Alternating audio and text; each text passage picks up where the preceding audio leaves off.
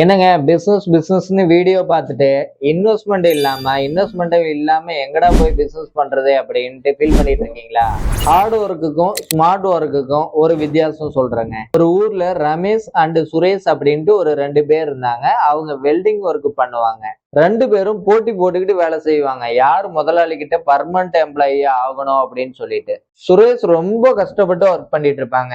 ஆனா ரமேஷ் வந்து கேஷுவலா எதையுமே கண்டுக்காம சைட்டுக்கு போகும்போது கஸ்டமர் கூட பேசிக்கிட்டு ஜாலியா சிரிச்சுக்கிட்டு ஒரு இன்டராக்ட் பண்ணிட்டு இருப்பான். ரமேஷ் அப்படி பார்த்துட்டு இருக்கிறத பார்த்துட்டு சுரேஷ் நம்ம ஹார்ட் ஒர்க் பண்றோம், நம்ம தான் பர்மனெண்ட் ஆக போறோம் அப்படின்னு சந்தோஷப்பட்டுக்கிட்டு இருந்தான். ஆனா அதுக்கப்புறம் கொஞ்ச நாள் கழிச்சு ரமேஷ் வந்து வேலைக்கு வரவே இல்லை. சுரேஷ் வந்து நம்ம பர்மனெண்ட் அப்படின்ட்டு ரொம்ப ஹாப்பியா போயிட்டு இருக்கும்போது வழியில ஒரு பழைய கஸ்டமர் வீட்டுல ஒரு பெரிய செட்டு வேலையாயிட்டு இருந்ததை பார்த்து ஷாக் ஆயிட்டான்.